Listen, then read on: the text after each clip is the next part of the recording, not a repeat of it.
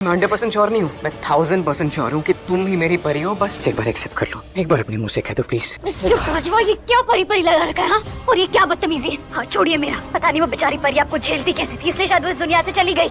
मेरी परी कहीं नहीं गई है, मेरी परी मेरे सामने है, मेरी आंखों में। आपका सच में दिमाग खराब हो गया है क्या? खराब हो गया दिमाग। आपकी परी इस दुनिया में नहीं है मिस्टर बाजवा, और मैं पार्वती सिंघानिया हूँ। मेरी मॉम का नाम अंबिका देवी सिंघानिया है। मेरा और आपका दूर दूर तक कोई रिश्ता नहीं है, इसलिए प्लीज मुझे परेशान करना बंद कीजिए। आप आपकी इन सब हरकतों से ना मैं तंग आ चुकी हूँ mister Bajwa.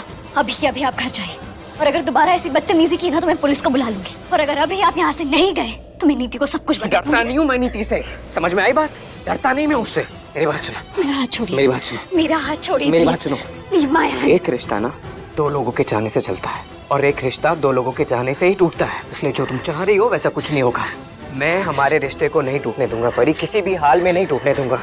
Mister Bajwa, Parineeti serial के आने वाले एपिसोड में हमें काफी एक्साइटिंग ट्रैक देखने को मिलने वाला है। जी हाँ दोस्तों, आपको बता दूं कि बहुत जल्द इस बार राजीव और नीति मैडम की शादी होने वाली है। जी हाँ, अब तक कहानी में हमें देखने को मिला कि किस तरीके से यहाँ पर राजीव ने एक नई प्लानिंग प्लॉटिंग की जानबूझकर, ताकि वो पार्वती का सच सबके सामने लाए और पार्वती अपने मुंह से ये एक्सेप्ट कर ले कि पार्वती ही परी है। इसीलिए इस वजह से राजीव ने इस बार नीति को प्रपोज कर दिया शादी के लिए। और यहाँ पर साफ साफ हमारे पार्वती मैडम के मुंह पर, उनके चेहरे पर साफ साफ दिखाई देता है वो उनका दुख, उनका दर्द दिखाई दे रहा है। उनका दिल पूरी तरीके से टूट जाता है जब राजीव ने उनके सामने नीति को शादी के लिए प्रपोज किया। और इसी बीच यहाँ पर दूसरी तरफ हम देख सकते हैं कि भाई नीति मैडम की खुशी का तो कोई ठिकाना ही नहीं रहा। उनकी खुशी तो है वो जैसे 7वें आसमान पर पहुंच जाती है। और इसी के साथ कहानी में हमें देखने को मिलता है कि भाई यहाँ पर राजीव जो है बार बार ये मौका ढूंढने की कोशिश कर रहा है कि कैसे वो प्रूव कर दे कि पार्वती ही परी है, और वो बार बार हमारी पार्वती को फोर्स कर रहा है ये सच्चाई एक्सेप्ट करने के लिए कि वो ही परी है। और इसी के साथ कहानी में अब तक हमने देखा था कि किस तरीके से राजीव और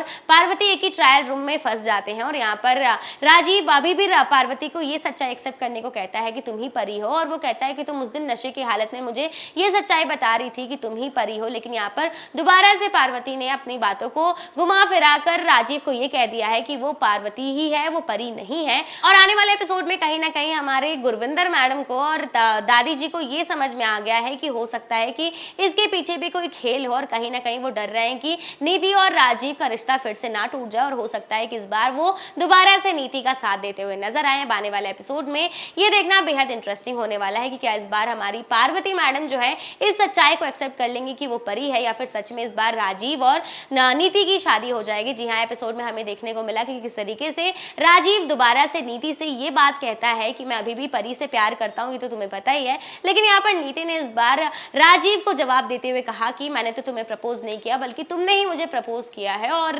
कहीं ना कहीं ये सच्चाई भी है, राजीव ने तो सिर्फ परी की सच्चाई सामने लाने के लिए सब कुछ किया। लेकिन अब ये देखना दिलचस्प होगा कि क्या राजीव का ये कदम उस पर ही भारी पड़ेगा। क्या सच में इस बार राजीव और नीति की शादी हो जाएगी, या फिर ऐसा भी हो सकता है कि इस बार हमारी पार्वती मैडम अपने प्यार को बचाने के लिए ये सच्चाई बता दे कि पार्वती ही परी है। तो आने वाले एपिसोड में अब ये देखना दिलचस्प होगा कि क्या इस बार पार्वती शादी को रोकने के लिए अपनी सच्चाई बताती है, या फिर कहानी में आता है कोई नया मोड़।